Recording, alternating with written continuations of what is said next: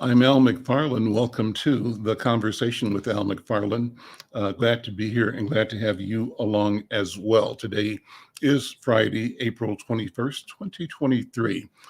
Beautiful day, a lot of stormy weather in this area, but it seems to have passed, and I'm sure somebody else is enjoying it now further east of here. Well, as always, I want to begin by inviting you, thanking you for watching the show, inviting you to let us know who you are and where you are. Send a note in one of the comment sections if you're on Facebook or Twitter or LinkedIn or YouTube. And I'm asking you, I always do this, to go over to the Insight News YouTube channel. We want to build our subscriber base there. And what you can do to help us do that is subscribe.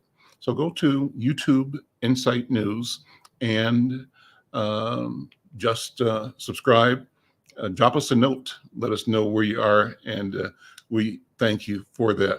Well, today is Friday, and Friday we call this program the Healing Circle, and we do that in conjunction with our friends over at the African American Child Wellness Institute, and also led by Dr. Bravada Garrett Akinsanya, and also with our friend Dr. Oliver Williams, who is a noted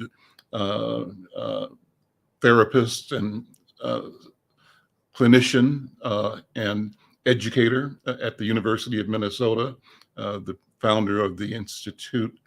I won't have the name exactly right, but on domestic abuse in Black families. It's done groundbreaking work. Well, today I'm going to lead off with a hot topic, and after that, I'm going to ask Dr. B to come in and set the intention for the meeting with the protocol that we use. And our hot topic today is really about mental health.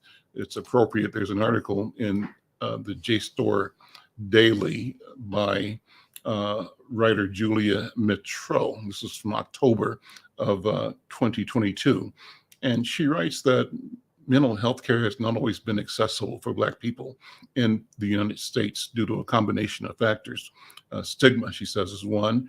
Institutional racism, misdiagnoses, and financial hardships are just a few barriers to receiving treatment. Added to these is the challenge of finding culturally sensitive providers who are representative of Black American communities. According to the American Psychiatric Association, only 1 in 3 Black Americans who need mental health care receives it. In addition, Black people with mental illnesses, particularly bipolar disorder, schizophrenia, and other psychoses, are more likely to be incarcerated than members of any other racial ethnic group with similar conditions. Black counselors Keith Dempsey and S. Kent Butler and Latrice Gaither suggest that churches could play a role in helping Black people access mental health support in our own communities. I'll stop there. That sets the pace or the tone for today's conversation, the role of Black churches in mental health. Let me begin by inviting Dr. Bravada Garrett Akinsanya onto the screen, into the room, and to initiate this conversation, as we often do, talking about the Healing Circle and our protocol. Dr. B, how you doing? I'm great, my brother. How are you today? I am well, thank you. Great. So I'm excited again to talk about the Healing Circle and introduce our audience to the protocol that we use every week to talk about our health and our wellness. We start out in a circle. Even though we're not together, it's a virtual circle. And in this virtual circle, we align ourselves in a common goal. And that goal for this circle is healing. We join in a circle because the circle has no beginning and no end. And in the circle, there is everlasting sharing of power. And the reason the circle is used is because every person, no matter who you are, no matter what your walk of life, your age, or anything, you have access to the center of power, which is voice in the center of the circle.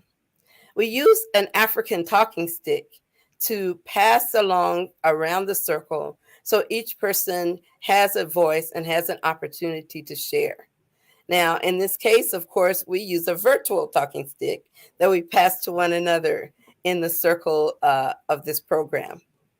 And we are in that circle also to honor where we came from and where we're going. We honor the belief in consubstantiation, which means that all things living are connected to each other.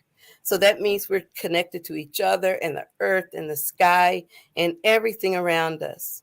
And we also honor the people who cared for this land, the Lakota people who have nurtured it, held it with the sacred spirit of oneness.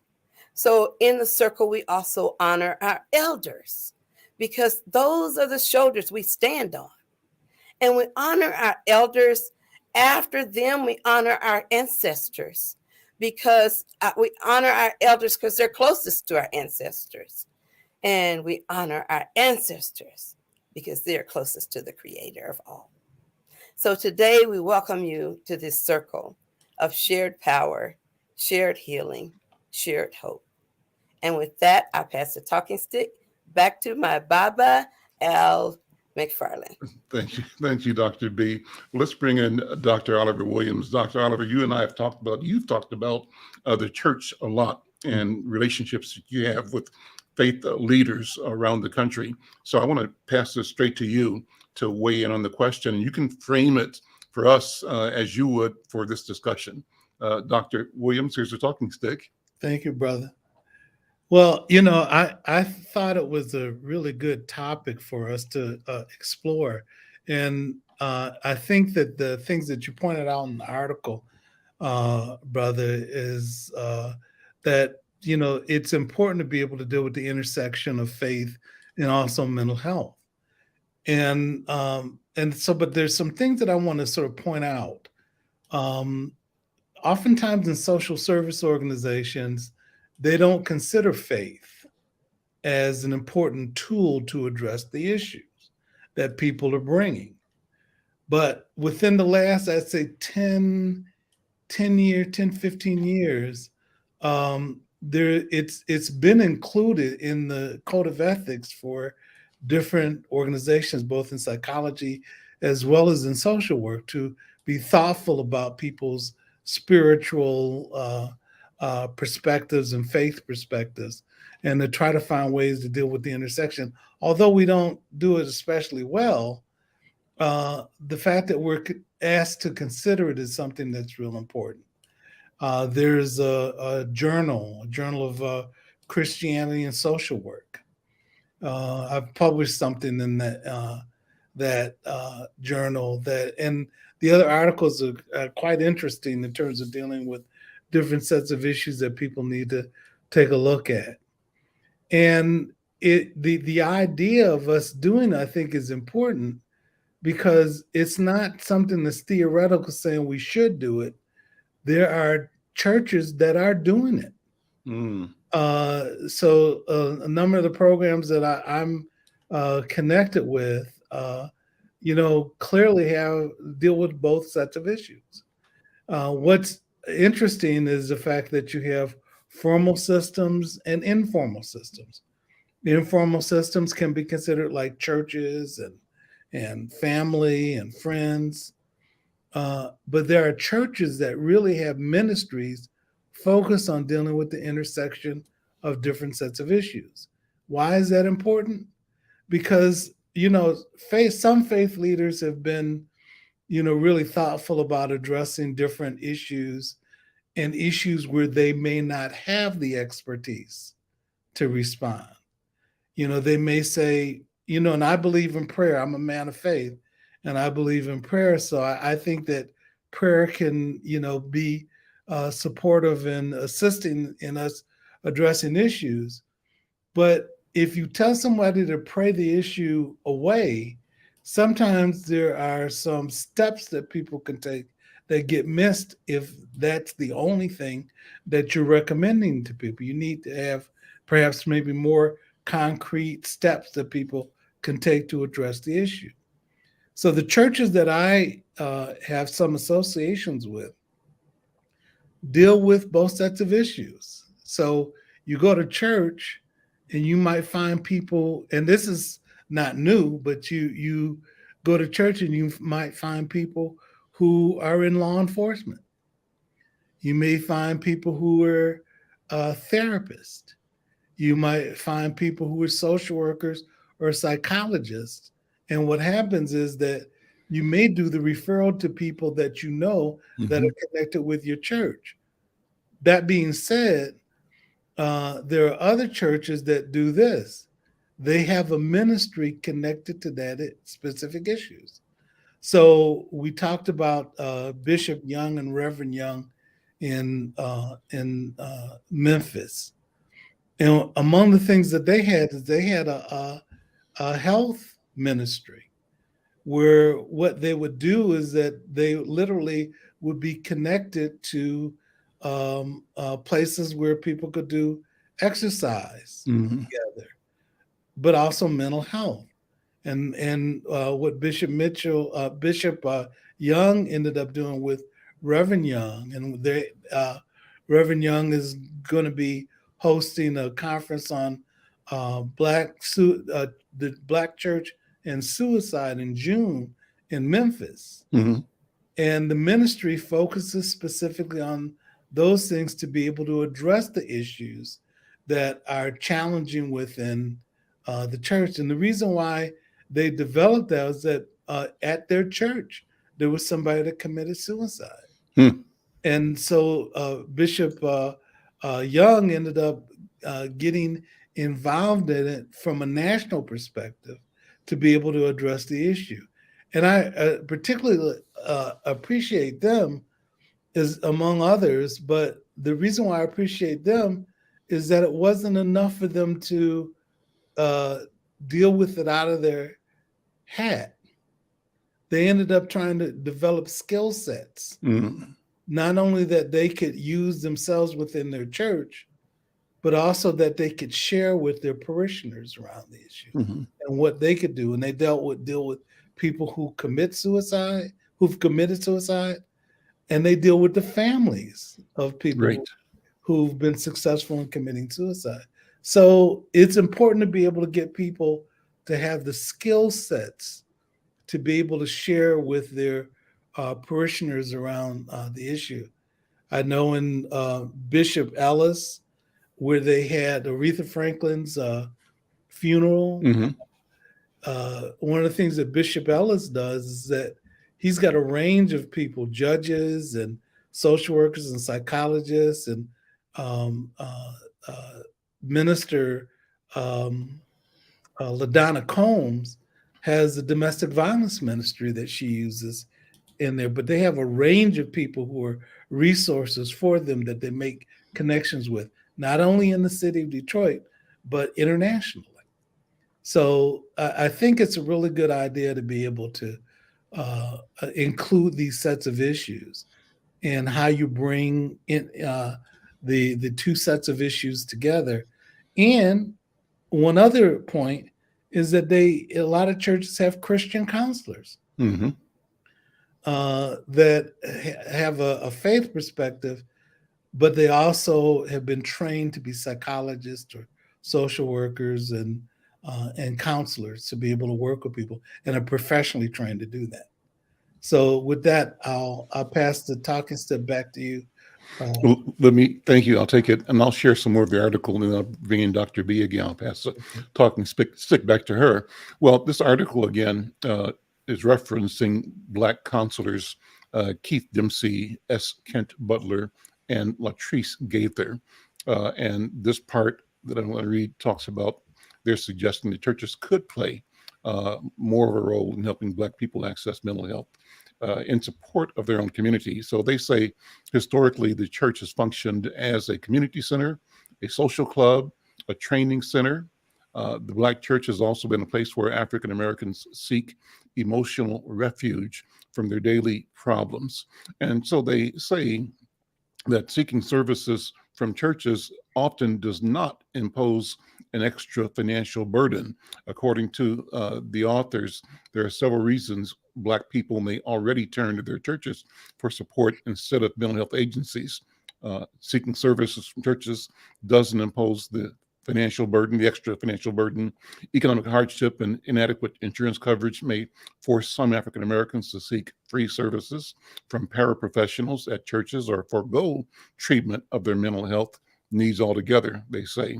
For others, seeking professional help for emotional problems is a sign of spiritual flaws in one's life. Drawing on their faith to improve their emotional well-being may be their first choice. In addition, turning to a mental health agency may produce strong feelings of shame and guilt.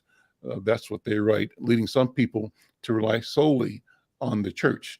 And many have prior relationships with their churches and feel more welcome there than in a clinical environment. Well, that's a lot to unpack. It covers a broad spectrum of feelings, experiences, expectations, fears. I'm going to pass the talking stick to Dr. B to take it from there. Dr. B? Thank you. I accept the stick. And I would like to just point out that in churches, there are so many innovative strategies that are used to address health and mental health. And I like it when churches embed mental health into all areas of health. So some of the best experiences I have had included churches that have had really had lay counselors in the church. And the lay counselors were people who were just there, the church mothers from the mission and people who would volunteer to come and get trained to be listeners and resources for others. So, of course, they also were trained to be confidential in their interactions with their sisters and brothers from the church. So the lay counselors would pray with you. They would listen to problems. They would help you get connected to mental health. And I remember supervising quite a few of them, having weekly supervision sessions with the lay counselors who would bring things to the group so that we could talk about the best strategies for addressing, let's say somebody's breaking up, or best strategies for handling new children in foster care who come into your home. So there were a variety of needs and issues that they did a really good job at. And knowing when to refer them to an expert was also a part of their training. So there are clinicians like me and many others who saw members of the church, and the church had fees that they would pay. Some churches even take insurance and set it up so that people can use their insurance policies if they're working with a professional. And my clinic, which is not a church-based clinic, but is filled with Christian psychologists like me who are praying providers. And when they come in, we even have services for people who don't have insurance, or whose insurance is so high that they can't afford the copay or the deductible. So we don't ever want money to stop people from accessing mental health care. The other part I wanted to say about the churches and unpacking it means that we have to have ministers who are progressive enough to know that that they're not the only answer to helping someone with problems. It takes a big degree of humility for a pastor not to say I'm it, because I'm God's representative on this earth and you only need me. I like the ones who say we need God and God made us all and he's given us gifts and talents to help each other. I like the pastors that say, you know, if you're looking for a job, we send you to get help with job counseling. If you're dealing with mental health, we want you to have someone who's trained to help you with mental health. If you have a physical problem, we've got a doctor in our church who can talk to you or in our community. So I like the idea that they realize that the whole wellness wheel that we share in our communities is literally based on trusting one another to present holistic health to our community. So I thank you for being able to say that. And all I can say, can I get an amen? Well, Well, amen. amen, amen. Yeah. Let me go back to the article just to keep the conversation going. And it says that, the authors, and this is something you were heading to, I think, Dr. B, and you as well, Dr. Williams. These authors note that there doesn't have to be an either or situation. Right. Dr. B, it's not that my way or the highway, or come to church, pray, or go to hell. Right? Mhm. There's a range of ways to assemble what living means, and the church, and the other practices are among them that can be used in a way that's integrated, that gives a person an environment of healthfulness and resources to be successful. So the author says here, it doesn't have to be an either or situation. And they point out that Black churches and outside agencies have benefited from several successful collaborations. The most notable collaborations have been related to physical health and wellness, but the model could be built upon to provide mental health as well. The most important part of the solution requires that healthcare agencies have permission to work with Black churches from their clergy, and that they take the time to become a part of the community. Establishing a trusting relationship provides a foundation for continued conversations. That's what the article goes on there. So that's really what it's all about, is authenticity and engagement, right? Genuine and long-term engagement. Dr. Oliver, what do you think?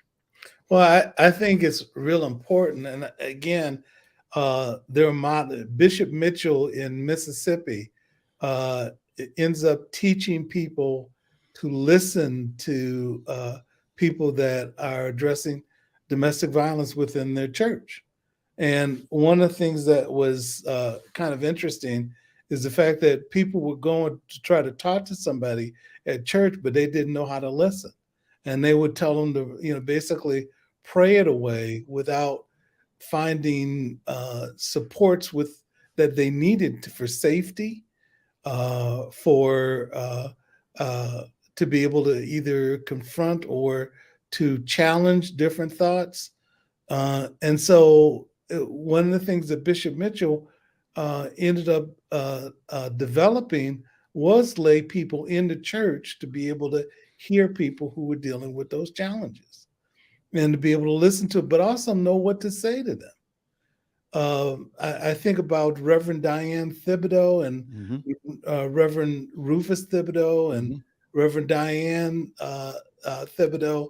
When they had their church, the thing that was important is that they had a side organization that dealt with social services, whether it was dealing with childcare, whether it was dealing with mental health, whether it was dealing with people that were formerly incarcerated, and they're dealing with reentry.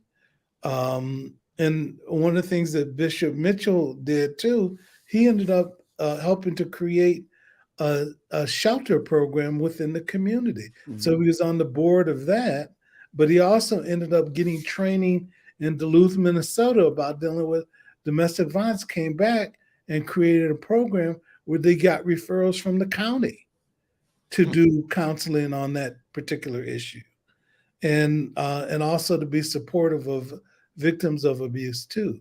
So again, it's people recognizing that they needed to develop the skill sets to be able to share with people with that were parishioners within their faith community to address particular problems. And so there's some examples in the Twin Cities where people did that, but around the country where people have been doing that. In Boston, Reverend Tracy Jackson ended up having her program working with the Urban League,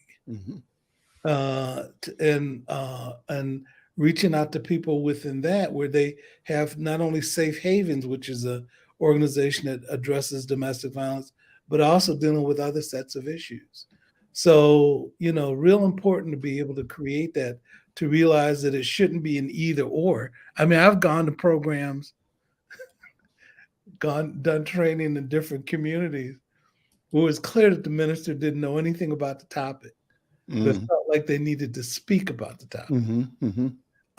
On the other hand, the ones that I've appreciated the most is where ministers knew something about the topic, and then found ways to be able to engage, and they had some concrete steps to be able to address the issues.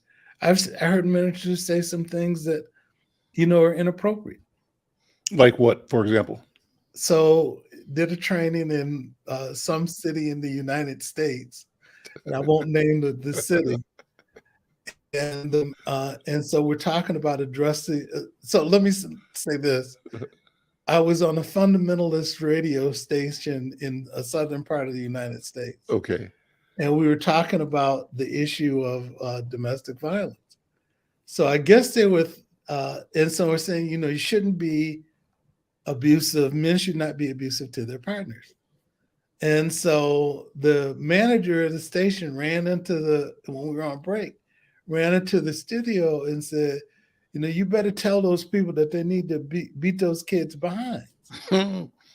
So, and I said, it was so a reference. And so they said, spare the rod, spoil the child. So he got back on, and I said, well, to me, I'm not sure I believe that we should spank children.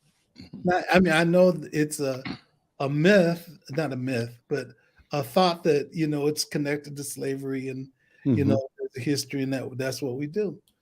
Until I talked to people who didn't do it. And then I said, I think the reference is that what parents should do is they should guide their children. Mm-hmm. And the Bible doesn't say beat the sheep to death Mm-hmm. with the rod. It says spare the rod, spoil the child. But they said that what you should do, what a shepherd does, he uses the rod to be able to guide the sheep. Mm-hmm. Or speaking in another place in the United States, and there's a minister, and we're talking about, men and women and their interactions, and the fact that men should not be abusive to their partners. Mm-hmm. And he says, well, sometimes you got to get them to crawl before they can walk. And I'm trying to figure out, where he got that from. Mm-hmm. And the places that sometimes people quote is one verse in Ephesians 5:22. And it says, women, submit yourselves to your husband as you would to the Lord. That chapter says, submit yourselves to one another as you would unto the Lord. And it also says something about how men are supposed to treat their partners. Also talks about how men should love their partners. They said nothing about beating them. And the other thing is the fact that what they say, I'm paraphrasing, but it says a man should treat a partner as he treats himself, and only a fool would hurt himself. And so there are different ways that people misinterpret something in order to be able to get, I don't want to get involved in a conversation about feminism, but the one reality is the fact that, historically men ended up shaping the things that we look at in terms of a voice, or, and what gets encouraged. And we have to take a look at that, because sometimes it doesn't encourage the full understanding about a particular issue. And we have to be thoughtful about how we treat one another, in many different topics, whether we're talking about, whether it's particularly towards a particular ethnic group, but clearly in terms of men and women, and what God expects in terms of how we're supposed to treat one another. We can do better. So, Dr. Williams, I have to tell you, I'm loving your voice, the tone, tenor, cadence, the life that is infused in what you're saying. And so just that's a compliment to say that you are so clear and delivering these ideas with a I can't think of the right word for it, but it's a good thing. So thank you so much for being able to walk us through and giving us the ability to understand and to look at things differently. So I've got several questions written down. I'm going to make sure we go through those because we're talking about them. And I'll start with you, Dr. B, because you've both talked about this. One of them, a talking point question was, what's the historical context of spirituality? How has that shaped the Black community's understanding and approach to mental health? And what lessons can we learn from this history? So you both have talked about this already. You both have said that there are some spiritual leaders that encourage, invite, and support people with knowledge to both serve and support people in community, even inside the religious institution or church or context. And I think you said, Dr. Williams, that sometimes people who have no training and no knowledge, but have a dogmatic view of their role as a quote unquote preacher, that's part of the challenge in the history of us and our churches. But Dr. B, how do you describe the historical context of spirituality and its impact on how we approach mental health? What have been the downsides? What have been the upsides? And where do we go from here? Dr. B. Thank you. Thank you for that, for the talking stick. I accept it. I want to say that spirituality has been a foundational component of being an African. Africans are probably more deeply rooted than any group that I can describe in the idea of spirituality. Researchers and scientists tell us that the Garden of Eden was most likely in Africa, and that the Adam and Eve, who are the generators of all human beings, were in that space. So the idea that we were created, the idea of in even multiple deities, has existed in African culture since the beginning. And the belief that there's something you cannot see that impacts your life is a core base of spirituality. That's why when children are young, we tell them about Santa. They don't see Santa, but they tell us Santa's a spirit. They tell us about the tooth fairy, and we believe the fairy's there because maybe we get a quarter or a dollar under our pillow. But the important part of development is having faith, and faith in oneself, and faith in others, and faith in truth, faith in other parts of your life, that there is something bigger than you that loves you, cares for you, will take care of you. That's where we sit with faith. The second piece, I think, that happens with us as Black people is that in slavery, the church was the only place we could be safe to talk and scream and pray and do all the things we were doing, sing. We could bring some of our African self to that space.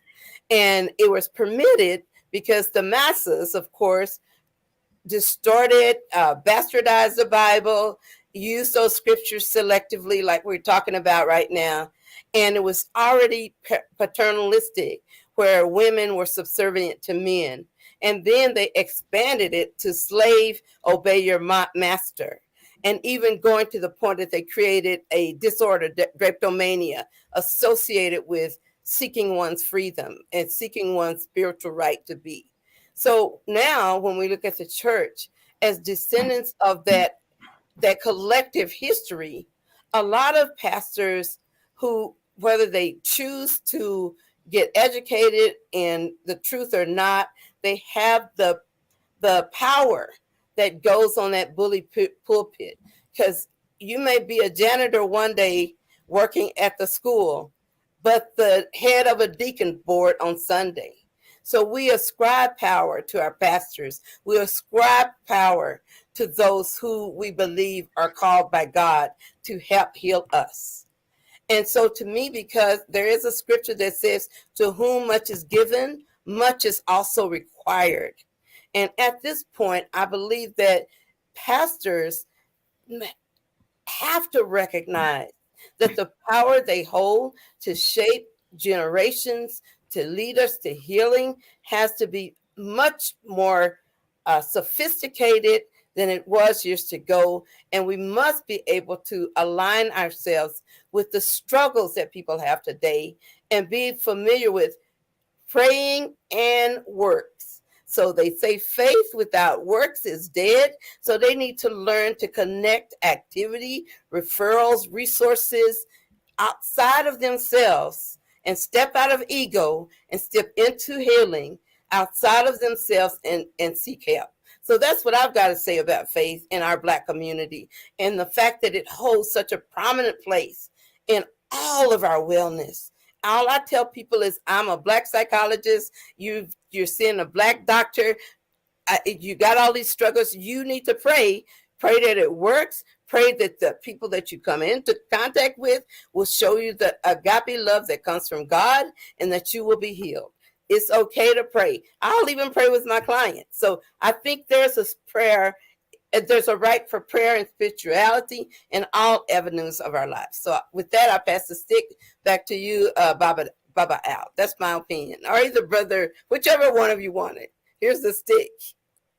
Okay, Brother Oliver, you got the stick. Well, thank you. I received the stick. And, you know, when my dad passed away when I was 16. And I had a great relationship with my father. But actually the person that, what my mother did after my dad died, and, you know, I was taking a little time to grieve, is she took me to a Christian counselor. And who was an older Black man, and he was I think helped to be a guide for me. Now, of course, it didn't solve my grief over my dad, although I had some older brothers who were old enough to be my dad, who were my father's surrogates, when my dad passed away. But I carry my dad with me, you know, to this day. But the thing of it was, my mother was thoughtful enough to be able to get me to a Christian counselor. And I thought that that was something that was real important. So I never dismiss faith and prayer as being something that's important. I just think that you have to supplement it with something for people who are not skilled. He was skilled to be a psychologist, to be able to do this work. And I think prayer, you know, is something that's real important that people use to be able to create peace for themselves. And I do believe that God can change things. And I think that that's something that's important. But I also think that having people with skill sets to be able to address different sets of issues is important. Like, again, what the Youngs are doing in Memphis, what Bishop Mitchell is doing in Mississippi, what Minister LaDonna Combs is doing in Detroit, what Minister Tracy Jackson is doing in Boston, what Reverend J.R. Thicklin is doing in Florida. So there are a number of people who are doing really good work, but they're not depending on their spiritual knowledge alone, even though that's important and that certainly takes the lead. What they're also doing is making connections with people who are in the human service community as well. Just like human service communities may not take advantage of the supports that exist within the community. You know, Minister LaDonna Combs calls churches a spiritual healing center. And I think a spiritual trauma center is actually the phrase that she uses. So when we deal with these challenges, we have to be able to go somewhere. And I know that sometimes different challenges can put us on our knees, where we have to pray and look for guidance for a higher power. And I know people who've dealt with issues around substance abuse, If you go to my website, you'll hear uh, Johnny Rice Sr., who talks about the fact that his attention to dealing with his issues around substance abuse and violence, he went to the church to be able to deal with that and to overcome those challenges. So, the thing is that I don't believe in one thing or the other. I think that both of them are important, and there are examples, that I can, tell you about where people have been healed as a consequence of dealing with the intersection of both sets of things. So with that, I'll pass this talking stick back to you all, and then I'll take it back a little bit later. Are you able to hear me now? You see me? Yeah, I can. I was out for a second. Somehow my equipment just shut down, but glad to be back. I'm sorry that I missed something, but I don't know if we had a chance to introduce Azmira yet. Did she have a chance to come on? Let me bring in another person who's been on the program before, but not on this Friday session, I don't think. Azuri Hammond Davis, I might be saying the name, Hamori Davis, is joining us, I think, from out east. Are you out in at Harvard, or where are you? Yes, I'm joining in from Harvard's campus. Okay, So great. Good to see you again. Thank you. Let me have you introduce yourself so people know who you are. I know that you're a poet, you're an artist, you are a speaker and an administrator, a counselor, but you describe you and then jump into the topic. The topic broadly, generally, is on Black mental health and our access to services and how the church or spirituality both supports or doesn't support our capacity to have the healing that we deserve and that we require. I'll pass the talking stick to you, Azmira. Oh, thank you so much, Al, and greetings, everyone. I'm so grateful to be here with you. My name is Azmira Hamori Davis. I take the She series. I'm the founder of Break the Boxes. I'm an MC, I'm a poet from Hawaii originally. And in my journey, I recently graduated from Harvard Divinity School, and I'm a capoeirista at heart and in spirit and in mind. I was introduced to capoeira when I was 7 years old, and I grew up, not unlike many, in a household that was filled with love, but also filled with a lot of need, and that manifested itself in a lot of different forms of conflict, internally, externally. Our communities writ large, when I say our communities, really communities in the US, Black, brown communities, but also poor communities, right, that are fraught with those forms of oppression, the race, the class, the gender, deal with a lot of different forms of violence and traumas that are passed down. And I was no aberration. And so for me, creativity has been the site of healing. And so I found capoeira and spoken word poetry as tools that really helped me to be able to begin to heal, to begin to understand generational traumas that were passed down, but then to also say, hey, you know what? I have power and autonomy. I'm not just a victim in this circumstance or situation. I have the ability, and God gave me the gift of choice and the gift of agency. And so I get to decide what narrative I want to write, what story do I want to author. And so I've been on this journey for a little over 15 years, training and teaching capoeira, and also doing spoken word poetry and supporting faith leaders, nonprofit leaders, supporting educators, whether they're hip hop educators, in tending to the spiritual dimensions of the work that they do. How is it that we can bring our full selves, deepen our own sense of authenticity, but also expand our courage to step fully into our power? And how can we do that in ways that are relevant, that are engaging to our young people, that meet them where they're at? And so these are some of the questions that I'm constantly kind of grappling with and sitting with. I also am a co-founding convener of the Black Christians for Palestine, which are folks who identify with the Christian faith here in the US, who are Black and who have been to Palestine and who have seen beyond the propaganda tours, the suffering that's taking place there in the name of the Christ who liberates. And so it's been a privilege and an honor to work with different US-based Black American scholars and practitioners, and then also Palestinian Christians who often are left out of the conversation, folks at Christ at the Checkpoint who have conferences in Bethlehem every year, and just continuing to do that work. And so I'm really grateful to be here. And I could go on and on and on, but I think for right now, that will be a little bit of my introduction, Al. Well, that's a great introduction, and thank you. Because you mentioned you've got Palestinian heritage roots, right? Tell me a little bit more about you. You said Hawaii, but tell about your family, all that kind of informs the human being that you are right now. Yes. So I was born and bred in a small town called Kea'au, Hawaii. It's on the Big Island of Hawaii.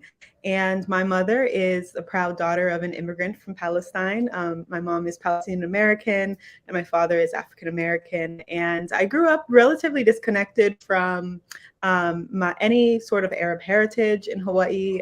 Folks, it's known to be quote unquote a mixed plate. And so folks assume, you look pretty ethnically ambiguous. You could be, all sorts of things.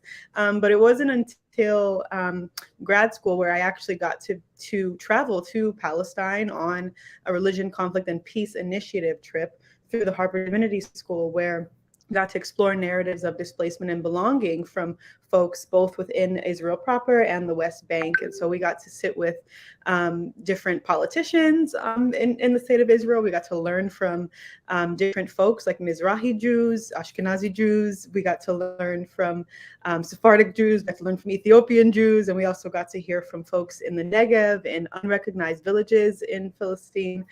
And really got to examine how the narratives we tell ourselves of displacement and belonging inform the ways we understand our capacity to transform and to heal. And I think the most powerful takeaway for me in going to Palestine was getting to learn more about my mom's side of the family, who I hadn't really met, and really visit her father's land and connect a little bit more with the young people and learn from them the ways that they take pride in who they are and the ways that they are understanding their sense of self and identity amid larger sort of issues of war and of occupation. And I think one of the biggest takeaways was learning from Palestinian Christians and Muslims and Palestinian Jews who all exist and have lived there peacefully. But that's not the common narrative that you'll see here in the West for a lot of different reasons. And just getting to witness how religion, or I guess, and religion feels like a very fraught and charged word, but faith at its best can increase empathy and understanding, and religion at its worst increases violence and warfare. And so I began to sit with some of those questions of religious pluralism and what does it mean to do interfaith work, and continue to grapple with the theology of liberation that James Cone kind of set forth, right, with his work, the book The Cross and the Lynching Tree. I think I found a lot of solace in him sitting with the narratives of what would take place back in really distilling the difference between white Christianity here in the US or white nationalism, which we see justified, for example, what took place on January 6th last year, and distinguishing that from Black religion, right? And what it means to understand the text and to read the text through a lens of liberation, that we believe in a God who believes in sufficiency, a theology of sufficiency, a theology of liberation for all people who have been oppressed, and a Jesus who turned over tables and was upset at injustice and was angered and enraged at injustice and wasn't sort of turning a blind eye to that, but rather was willing to meet those who are suffering where they are and not betray them with his silence. Wonderful. I'm going to pass the talking stick back over to Dr. B and then Dr. Williams. We've got a few minutes. So Dr. B. I just want to say, wow. And I'm so grateful that you're here sharing your perspective and your lived experience. Because when we talk about spirituality and the Black community, it's so connected to our sense of identity, who we are, where we came from. Our mental health is so related to not just seeing our future or our now, but our past as well. So sharing the ancestry and the important components that our parents gave to us, that they poured that spirit into us, and now our responsibility is to pour it into others. And with that, I'll pass the talking stick to Brother Oliver. Thank you, Brevada. I take the stick, and as I think about it, the thoughts that I had, Esmira, did I pronounce it correctly? Yes, you sure did. Oh, good. Yeah, I have a colleague that's at Hebrew University, and he's interestingly enough, he's a Palestinian Arab, and he deals with, and we've had some interesting conversations about how people act on their actions associated with their faith. And he deals with child abuse and neglect and domestic violence and, a range of other issues. But as we've had conversations about how Muslims in the United States versus in Israel address the issue of intimate partner violence, and are there differences between the ways that males and females address the issue? And he said that there isn't an expectation that a woman would go to faith services. The same way that there would be an expectation that women in the United States would do that. But the notion of what is spiritual abuse is an interesting thing too, because sometimes it's manifested when they say that you don't listen to the imam enough, or the pastor enough. Mm-hmm.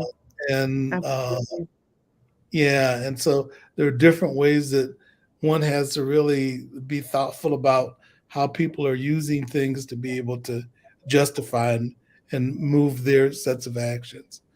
And I have a colleague too that graduated from the School of Medicine at Harvard, Uju Obi, who grew up in the Twin Cities, but she's a full Nigerian. And she's in New York now as a director of their Family Justice Center program in New York, and also is at Columbia Hospital as a psychiatrist in New York as well. So good work. So with that, I'm going to pass the talking stick back to you, Brother Al. Well, I'm going to pass it right back to Esmira just to keep the train of thought, the reactions, the responses, other points you would like to make. Esmira. Oh, thank you. Yeah. It's always heartening to hear. I mean, I was just sitting with there was recently a conference. Excuse me. I did have one question, and I think Dr. B, you brought it up earlier, and maybe Oliver did, and that's about the question of patriarchy. And I'd like to have us say a little bit, maybe you would, Esmira, about how the whole organization, the structure, the institution of patriarchy, both impacts or shows up, enabling or disabling our full humanity, however you take that on. So I'll pass it back to you, Esmira. Yeah. Oh, I mean, that's such a relevant topic, right? And I'm going to draw on and call upon the work of course, Bell Hooks, who we know she's one of the many, thinkers and writers who are currently under attack with the legislation around critical race theory. But we all know and love how she phrases the imperialist, capitalist, white supremacist patriarchy that is sort of coming for all of our throats at once, whether or not we're aware of it. And I think that as much as we can name patriarchy out here and identify, this form of toxic masculinity and this form of aggression is rooted in patriarchy, and it feels pretty easy to identify. I think the work that can bring us in our communities closer to the healing and transformation that we truly seek, and really the liberation, the freedom of our own hearts and minds and spirits, is doing that really difficult work of looking at ourselves in the mirror and seeing where we've internalized the patriarchal assumptions. And that's for men and women, right? And folks who are trans and non-binary and are just kinfolk of all different backgrounds and walks of life that operating in a world, again, I'm rooting us kind of post in this post-settler colonial like project, right? So it was justified by, you know, religion and like this prosperity gospel and this doctrine of discovery rooted in sort of the white European Christianity, really justified the enslavement and the pillaging of indigenous and Black folk here in the U.S. And we see the institution of education be born out of that here at Harvard, right? Originally, the Divinity School was created to teach white men how to read the Bible. So literacy was, the purpose of literacy was to educate white men to be able to go out and to evangelize and to continue to create these settler colonies. And so we see the role that religion has played in supporting the oppression of peoples, and that's rooted in patriarchy and rooted in different ideas of what it means to live in a society and a civilization where we punish with impunity, we treat people as if they are they can be discarded. I mean, the treatment of Black women's wombs, I was just sitting with the 1619 Project and rewatching some of those episodes. And I don't think we talk enough about the ways, just the level of barbarity and brutality that was the institution of enslavement, but also the forced reproduction of people, of Black people, whether or not they were, you know, based on phenotype and based on body size, deciding to pick, you know, this guy, it doesn't matter if he's married or has a family with this woman, and say, you two need to go into this shed, procreate, and don't come out of here until you have proof that you have. And to know that in the early 1800s, it was illegal to continue the import, the trafficking of enslaved peoples. That number stopped at around 400,000 enslaved peoples brought to these shores. But within 70 years, that skyrocketed to 4.9 million enslaved peoples. That speaks so much to the level of the level of barbarity, but also we know that was rooted in the patriarchy, right? The white specific patriarchy that said we have full entitlement to these women's bodies, these Black women's bodies. And in fact, once we rape them and we impregnate them, we're going to make sure that they're producing our next generation of the labor force and our workforce. So we're going to write it law. I got to stop it right. We're out of time. Listen, but we're just getting started. This is a wonderful conversation. Thank you. Come back? Will you come back, Esmira? Yes. I'd like to have you come back and continue on this conversation. I think it's a critical one, but we're out of time right now. Esmira Hamuri Davis, Dr. B, Dr. Oliver Williams, thank you all.